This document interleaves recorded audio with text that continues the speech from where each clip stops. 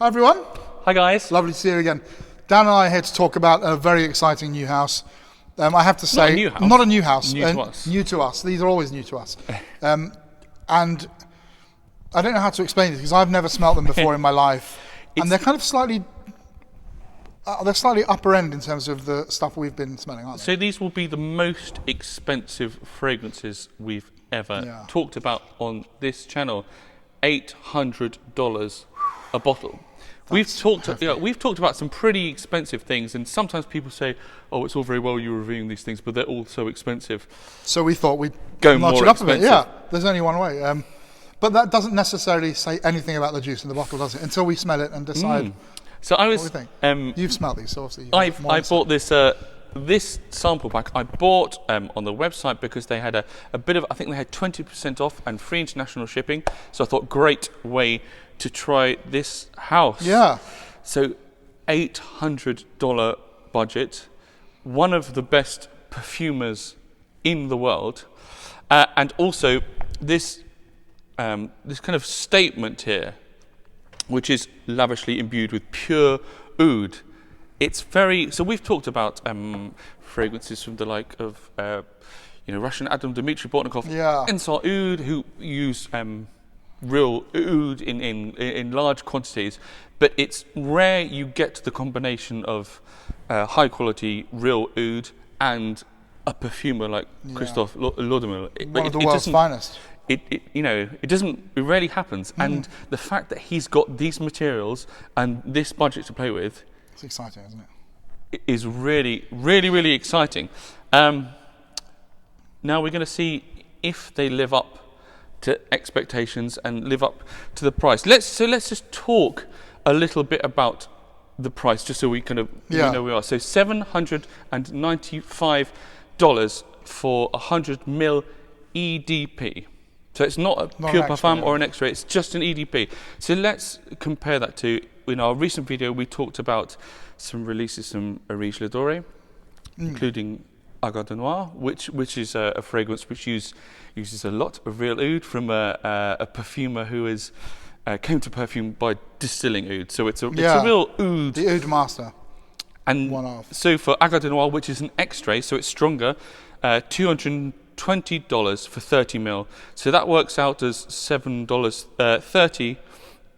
So it's per mil as opposed to $7.95 per mil. So it's cheaper for a stronger concentration of Orige Ladore than it is for Strangelove. But I understand Orige Ladore is a different kind of company to Strangelove. Strangelove sell in Harrods and commercially, and so I presume they're IFRA compliant. So maybe Roger Dove is a comparable. He's a close benchmark, isn't he? If there was one. Of that high end, and someone who's used oud as well. So if we take oud by Roger Dove, which is a parfum, it's $765 for 100 ml. So it's cheaper. It's still cheaper than Strangelove, and also with Roger Dove, whatever we say about the company or the juice. I mean, the bottles are amazing, and if you're interested in a slice of luxury, you really are getting that with Roger Dove. That's his market, isn't it? I mean, he's got. But also, I have to say, maybe we should do a Roger video at some point somehow. Yeah. But I do like what's in the bottles. I've never smelt any of them and been especially disappointed. And you're getting all the packaging and the luxe. Exactly. As well. Whereas the Strangelove bottles they're not as wow. I don't think they're trying to be as wow. You do, for the 50 and 100 ml bottles, you get a solid gold top, but they are quite, when compared to Roger Dove, they're quite plain bottles. Yeah. So that could be encouraging, actually. Yeah, I think the money is in the juice. It says the money is going on what's in the bottle. So Strangelove NYC is set up by 3 people. Elizabeth Gaines is the founder, and she also runs a company called Gaia One, and which she says is changing the way raw materials are sourced for perfumes. The other creative director is Helena Christensen, who we all know, a famous fashion model of the kind of 90s in particular. And then Christophe Laudemel. Who's a master, isn't he? Who is, if you haven't heard of him, you've almost certainly smelt things by him. Yeah. He is the absolute, top flight of master perfumer. So he studied under people like Pierre Baudon, worked for IFF. Fragrances include Polo Blue. Oh, I love that. 2003, I was wearing that all the time. Beautiful. Amber Absolute by Tom Ford. Great one stuff. Of the best from the private blend. Theophenol scent. Yeah. Which I know is $7.99 TK Maxx. But it's beautiful. Amazing. A big archive of fragrances for Burberry, Tommy Hilfiger, Thierry Mugler. Yeah, he's also done owns it all, hasn't he? his own brand called Zoo NYC, which I've not. Yeah, I really want to try those. Actually, yeah, a house we want to. I remember reading in the Luca Turin book a couple of years ago. There was there's a big animalic leather thing in there that I thought I've got to get that. Lots of exciting things. He's also, he just seems like a really cool dude. He does a lot of educational things, education about perfume. He's very active on social media. He's just, he looks all round awesome. Yeah, that kind of guy. But how do the fragrances stack up? Are they all lavishly imbued with lots and lots of oud? Are they worth $800? Yeah, is it even possible for us to decide that? Can we smell an ingredient quality when it gets to that price? Is it like wine, where once it goes above a certain point, you're sort of out of the game a little bit? I know I am. Give me a £500 bottle of something, then give me a £10,000 bottle of something. Yeah, I'm still going to say thank God it wasn't Blue Nun in either case, and keep it coming. So who knows? Anyway. So let's get stuck in. Yeah. So 5 little samples here. We're going to start with Fall Into Stars. I've had these for actually a couple of months now. So Fall Into Stars. I like the title. Fall Into Stars. Should I go on skin here, do you think? I would go on skin with this one. I have to say I like the little sample bottles as well. Yeah, they are, and they're good sprayers as well. 2 ml. That is a good sprayer. I have to say, that's good. It makes a difference because I've got some little samples and they hardly spray anything, and I've actually smelt things and thought, yeah, okay. And I realised I've often been unimpressed because the volume of perfume sprayed is not enough. It's not enough, and it hasn't given me any clue. Wow. Okay. For me, this one was pretty much everything I had hoped when I heard the kind of brief that I talked about. I thought, what happens when you have a master perfumer who takes an ingredient which is in this it's a Hindi oud. It's a slightly, that slightly fermented, slightly twangy, cheesy oud. But it's got a real feeling of clarity as well. Absolutely. Sometimes these things are just oppressively dark and dank. It's got finesse, it's got elegance. And I said to Joe, with a few of these fragrances, and this is one, I don't know what came first, the title or the fragrance, but the title for me for this is absolutely perfect. I feel you've got this, even from the beginning, more so on skin, there's this dark richness of the Hindi oud with a kind of, there's a bright twang of that slightly fermented edgy. I'm getting apple. I'm getting like apple left in sun for too long. With everything else going on underneath. That fermented quality, definitely. But there's also that's really good. There's also the brightness and sparkle, and this includes an ingredient which I normally hate, which is pink pepper. But here, because of the kind of the darkness and the funk and the oud, it really it balances. It gives so much brightness to this darkness. And when you say pink pepper, I do smell it now, but it is so well ingrained in the fragrance, and it just acts as a little lift to everything that's going on. That's genius. I don't smell it as an individual note in itself. We often, when I kind of testing fragrances, I make notes, and I've got just pages and pages for this one. The oud in it reminds me a tiny bit of the oud in Russian oud by Arisha Dore, which is, again, it's that Hindi oud. It's like cocoa powder aspect going on. Yes, there's a slight kind of darkness and roundness, almost just a kind of a chocolatey quality. This isn't a kind of gourmand chocolatiness that much. But the other thing which you'll start to get soon is this narcissus, this quite kind of bittery, kind of white floral, which is, I mean, he calls it a jonquil here, but I think jonquil and narcissus are, to me, what I recognise is what I know as narcissus. Yeah. And it's got this really interesting kind of calming floral. It's not often oud is paired with something like rose or maybe champaka or a big, bright, energetic floral. Whereas this, it almost feels like chamomile. I don't think there is chamomile in this. I was just going to say, I'm getting a very relaxing tea note in there. But and it makes me fall into the stars, as if you're just gazing up, almost, lightheaded, looking at the stars, kind of spinning around you. It's quite a zen kind of fragrance, isn't it? It's really zen, and especially when I've worn it and had a few sprays and just sat back and let it kind of take me over. Do you know, I'm getting like a really interesting kind of trinity here. I'm getting, like we were saying, a zen hypnotic quality. Yeah. I'm getting a very classically trained textbook French perfume. I'm getting an indie house doing like funky stuff with oud, all at the same time. I'm getting all three of those in this. And depending on what I want to focus my nose on, any of them I can sort of step inside of. And what I love about it is beautiful.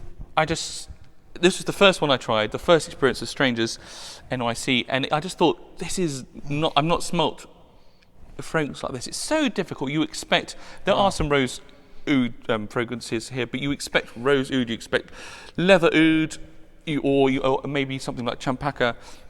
This just feels so original. It's a far more gentle treatment of it as well, isn't it? It's allowing it to be a harmonious thing rather than necessarily a slap you across the face or funk for funk's sake. It's a very sensual use of oud. And I feel it's just got. I think it does start. It has an energetic quality at the beginning, like the bit we're smelling now. But then it's also, as you wear it throughout the day, it's just this cloak of. As I say, I think of chamomile. I think of relaxing, almost light-headed things spinning around you. I think you can tell. It's very addictive. It is. It is. I keep going back to that. Okay. Beautiful. So that was number really one. Impressed, Fall into Stars.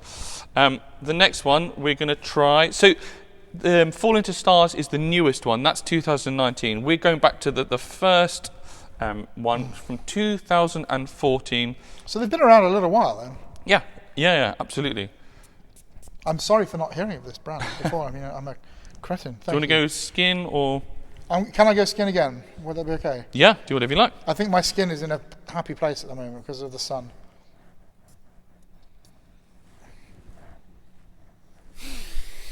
So this is Dead of Night. So this is kind of a rose oud. But it's quite a dark rose to this. Yeah, that's quite a serious, austere rose, isn't it? And I definitely initially get a dark richness. Wow. It feels quite heavy. That feels like a rose extrait, actually. Yeah, and it's quite closed. Yeah. You don't get the I'm burst. Doing quite a bit of work to open it up. And you don't get. There are so many synthetic oud fragrances out there which really punch you. This is not one of those. I think it kind of envelops you. It's like a kind of a dark cloak. It's very warm as well. Sometimes I can find rose quite damp and earthy and cold. This is very warm. It's very human. It's interesting. So eventually, I got some violet leaf, and violet leaf always gives me this slightly I get a kind of a petrol-y thing from it, which made it feel a bit kind of cold and kind of austere. It's not the kind of warming hug you got from the previous one. I tell you what, though, that's really good. That's perfectly blended and balanced. I think, it's just smooth edges all the way. Every one of these is absolutely elegantly put together. I didn't find the oud to be that significant in this. You know, given the kind of the premise which they're working from, it's a very, very, very expensive fragrance, which says lavishly imbued with pure oud. I mean, and of course there are lots and lots of types of oud. I can't remember which, if they've said what type is this. It could be a subtler, slightly sweeter oud. Do you know, I can't necessarily smell it, but I can really feel it. I think I can feel something underpinning that rose. I don't think the rose enough. I don't think the rose has enough complexity. No, it's not just. I mean, I definitely do get the oud at the start, but what I found, especially in the dry down of this, that as I expected to get that kind of like woody base underpinning everything, I just didn't. I didn't feel. Basically, I felt this got less interesting as it went on. It's a really, really nice, quite thick opening, and it becomes for me less interesting as it developed. And also this kind of this darkness, this dead of night, which suggests something a bit dangerous. I felt towards the end it wasn't that. I also got a slight kind of soapiness. You're not going to get this yet. It's a few hours in, and I was just the boldness of the opening. I mean, it's obviously, as you said, all of these are exquisitely composed and blended. Yeah. It just, I think, perhaps compared to the previous one, it doesn't wow me. And I think for a fragrance this expensive, See, that's amazing. Yeah. Do you know? I have to say, I have smelt this before. It's very beautiful, but I have smelt this before. And one thing that comes to mind is London by Gallivant. That slightly dusty rose leather. And I can feel the oud underpinning that, but of course, in a few hours' time, is it still doing its thing? I feel, or has oud become a top note in the way for me, it's interesting that this is one of the earliest fragrances. For me, the middle and dry down didn't quite live up to the promise of the opening. Let's move on to Melt My Heart. So this is a 2016 release. Do you want to? That falling into stars is stunning. Oh my God. I've not smelled anything like that. Okay, I'm going to go on the inner wrist now. I always smell immediately. I don't even give it half a second. Because you're excited. Yeah, I'm like a puppy on a roast chicken or something. That's interesting. So, I don't know what that is. For me, this Melt My Heart is the most elegant cocktail party. I get chocolate and I get booze, and I think there's a bit of oud there which is kind of just adding kind of depth and body to it. But I really think beautiful silk dresses hugging bodies, you know, dark silk, as people are drinking cocktails. And very nice bodies at that, we should point out. I mean, that's and the most beautiful, expensive chocolate, maybe chocolate liqueurs. Yeah. You know, the kind of thing you only have once a year because they're so special. And it's so rich. You crack through that chocolate to reach some booze, and you can only have one or two because it's such a. Do you know?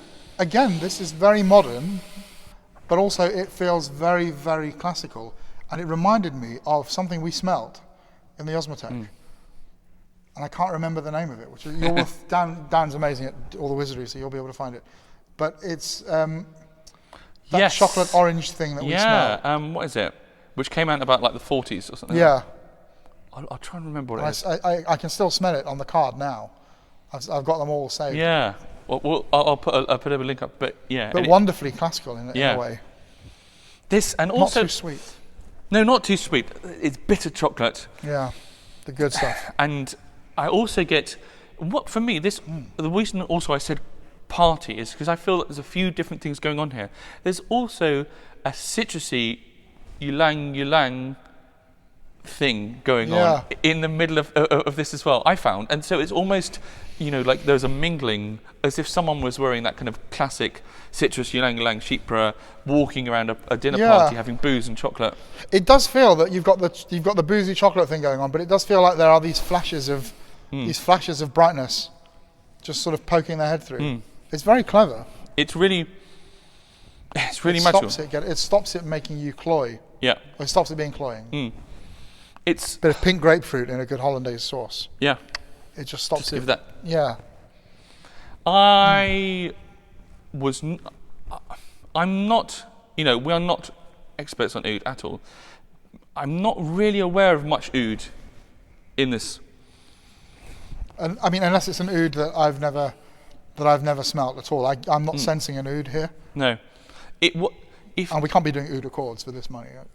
No, I think that it's got to be the real stuff.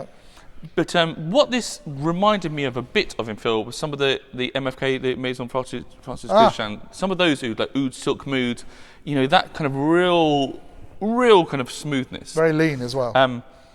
Yeah, and I think, he uses synthetic oud, and this is, a real oud of some quantity in this.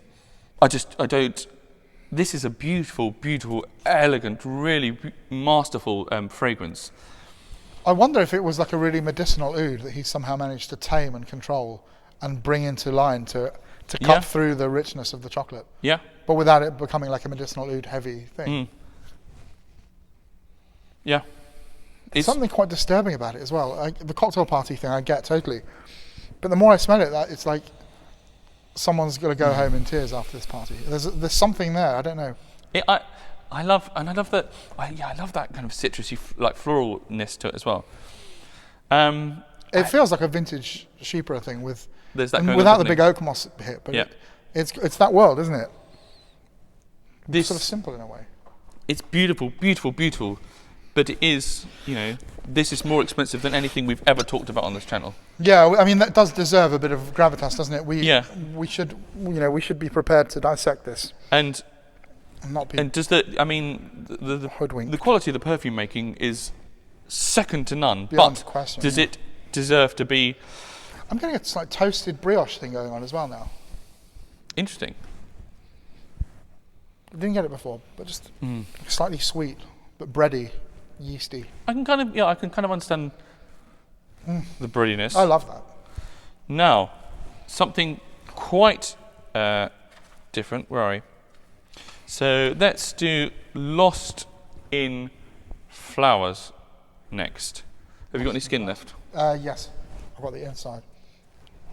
Thank you, mate. Like that slight ambery colour. Now, I guess Lost in Flowers, it can happen to very short people, so this might be a good perfume for them. Oh, okay. So, I get a big indolic punch. Wow. This is another one where, it just, it really lives up to the name. It's a big, you're kind of engulfed by gardenia and lily and just this. I get a big. It's very funereal somehow as well. Yeah. The kind of muguet lily kind of. And it feels, I think you'll get this in a minute, it felt quite animalic. Yeah. And I don't know I think that may just be the effect of the indoles doing that. To me, it's much better quality, but it's almost as if you slug a load of big white florals on top of Secretion Magnifique. That blood-curdled milk thing. There's a danger about this, for sure. I thought the other one, but that's wonderfully unsettling. This is wonderful. And lemonade is what I'm getting at. And I really feel the name is perfect. You imagine you are being completely submerged in all these flowers. Yeah. And what he's done to create this thick, dense. God. It's not dancing around you lightly. It's thick and it's rich and it's got this animalic twang. But then, as opposed to, I would say, the last two fragrances, this is one which it really got interesting as it went to the mid. That kind of almost punch of the flowers was really mellowed by what I detected was some oud rounding things out and making it lovely and warm and cozy. And that you're starting to get that initial punch is kind of mellowed a little bit, and this was, as I was wearing it, I just kept like sniffing my wrist. I was drawn into this rich, warm. It's already beginning to become very comfortable. It's very. I misjudged it. The animalic thing is still there, but actually it's like that human neck, isn't it? Burying your nose in someone's neck. Yeah. Quite a sexual sort of smell. It's very sexual. And so I felt I was very a little bit. Again. It is great quality, but if we compare it, for this price to something like Walema by Arish Ledore, that's the price point we're talking about. This is, this is one of my favourite from the collection. But is it 800? 800? Is it better than anything we've ever smelled? No. I have to say, I'm never normally very good at sort of judging the cost of something, but with this, I have no idea on the specifics of the ingredients, but I know that at that price, for me to buy it would have to absolutely blow my head off. I'd have to think, effing hell, this is the best thing I've had ever. Yeah. But that's me. I mean, who? Yeah, but that's. Some people. But that if you charge a price which is more than everything else, it's got to be better than everything else. Right, last one. It's very beautiful. Silence. Where is it? Silence the Sea. So this one is from 2016. There you go. 2016, brilliant. Yep. Thank you, mate. Let's go on the forearm.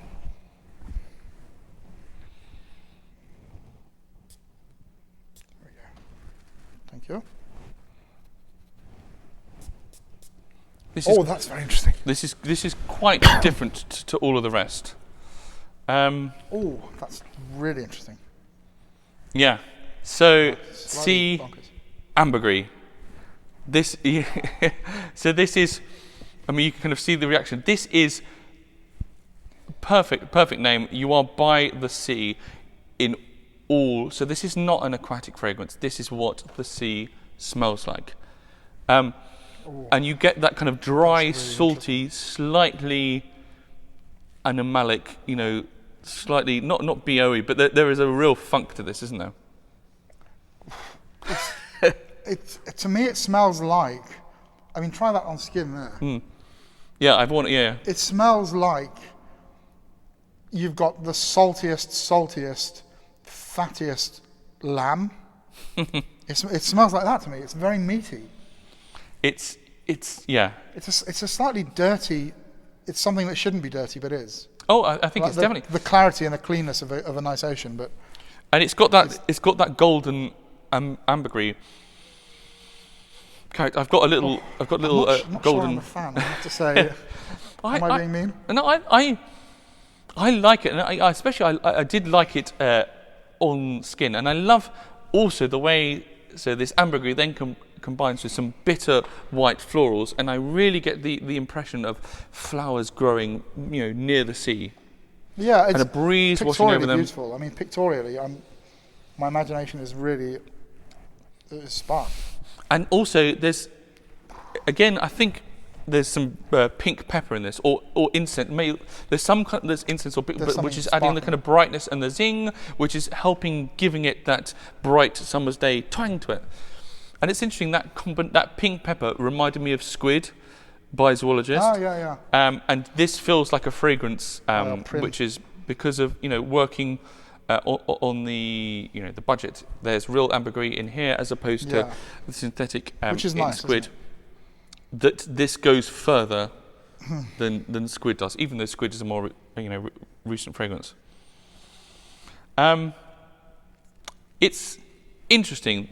I couldn't, when smelling this, I was thinking about, again, as we've been talking about value for money, how much ambergris is in this.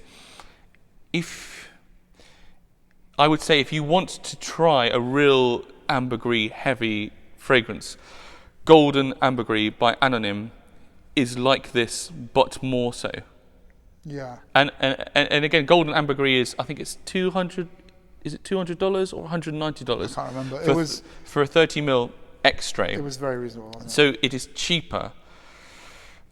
than this, and the Anonym fragrance really takes some of those darker facets. So it's not quite a seasidey. It goes in a more of a kind of leathery spice direction. But I do feel that there's, for the ambergris experience, if you smelled golden ambergris on its own, as in the kind of the pure maceration, there's definitely more of it in golden ambergris by Anonym than there is in this. For me, ambergris has to be a supporting note, or it has to be something underpinning. To me, this is too much about the ambergris. Just on my nose, it doesn't gel. My immediate sort of emotive response was like, and I don't mean in terms of funk. I'll smell, I'll stick my head up a cow's ass any day of the week. But this is something. It's something different. It unsettles me, and it's one of those things that you might all love, and it does something to me that I don't know. It's interesting that because I don't feel that. I don't feel, as I said, I think that the Anonym fragrance is more ambergris heavy and goes more in the kind of dirty funk than this does. And I actually found this. I wore it on quite hot days, and I was quite happy wearing it. But then maybe I love a bit of filth. Yeah, I can tell that it would be really appealing, and to me on another day maybe it would be just the thing. But for some reason, I think compared to the others that I've smelled, there's something about this that just doesn't sit with me. I don't know why. I'd love to get. But that's your honest. That's how you feel. I'm going to wear it more on skin and see. But that's my first reaction. For me, I think I was. I mean, I've spent, you're just kind of going, I've had a bit more time. And I kept feeling, if you wanted, in a way this is difficult because it's expensive. If you want to have something a bit like this, I would go for squid, because you get that synthetic ambergris with the kind of same sparkly incense of this. If you really want to try a very heavy ambergris fragrance, I would suggest Golden Ambergris by Anonym. Yeah. And I would find it difficult to recommend this because it's much more expensive. Unless you're an ambergris nut and you've got money to burn. You want to try everything. So yeah, not my favourite. So I mentioned this to Joe. So I did. Yes. Despite what we said, after sampling, I did buy a 15ml bottle. So it was a second-hand one. So it's off of somebody who had already sprayed it a bit. So I didn't pay full retail for the 15ml, but I think you've kind of seen that. I guessed it would be that. But I did buy a 15ml of Fall Into Stars, which I think is, magnificent. Yeah, it's so good. So it's a very, very simple little bottle. You can see I've already used a little bit since buying it. I just think it's absolutely magical. It's unlike anything I've tried before. It's that good? For me, that one I feel is worth the money. I feel that the I was going to say Russian oud. I feel that the Hindi oud in it is prominent and a big part of the fragrance, and the fragrance is so unique. And I guess maybe importantly, I had the biggest emotional response to it. Yeah, that's the thing, isn't it? If it hits you straight away and you're moved by something. At the end of the day, we can say, has it got more than 1 ml of this oud in it? Does that make it worth the money? Yes or no? But I think at the end of the day, you've got to go with what you love. If something drives you wild, then that's worth the money. I think with all perfume, like it's such a subjective thing, isn't it? You do have to go with what moves you, and if you've got the budget, by all means go and spend it and get what you like. I think that's important. For me, I would buy Falling Into Stars. I don't think I would get any of the others personally. No. As much as I can see the beauty and the skill. But I'm a poor musician. But for the price, and I would just. There are other companies. It's just so expensive. I just don't think they're quite worth the money. Well, yeah. I mean, when you make Arij and Bortnikov look like cheapskates. Yeah. I think there's something slightly upside down about it. I was going to mention this at the beginning, but when I was kind of looking into the company a little bit, I follow several companies on Instagram, and if you look at people like Russian Adam or Ensarud or Bortnikov, like all of their posts about them distilling oud, about them with a new labdanum resinoid, about them working on the materials, or especially in the case of Russian Adam, it's him spraying like 20 sprays of vintage Matsuku. It's all about the perfume, it's all about the materials, it's all about the ingredients. If you look on the Strangelove Instagram page, there's a few pictures of perfume bottles, but it's mostly Helena Christensen in her pants. Yeah. You know, which is a lovely thing. But where's my laptop? No, I'm kidding. But I don't think the perfume is... It's not the style. You've just got a few... I mean, the perfumer here, Christophe Laudemille, I cannot fault him at all. That's the thing. He's done absolutely miraculous work. These are beautiful, beautiful. I think you can tell from our actions. We think the perfumery here is brilliant. I'm not sure about the rest, the packaging, the price, the concept. Yeah. There you go. It just doesn't. It doesn't gel for me somehow. I mean, it has to be. It has to be like a perfect fusion. It has to be the thing where you go, I want that. I need that in my life. And that, that is a combination of the packaging, the bottle, the juice. I love that. If you're paying less, I love all the juice to be in all the money to be in the juice. When you're in these prices, you have to throw in a little something. I know that sounds awful, but yep. So there you go. I don't know. Tell us what you think. Interesting stuff. You might completely disagree with us. Maybe you've owned these fragrances for years and really lived with them and love them, and you think they're definitely worth the money. So let us know. But till next time, happy sniffing. Bye.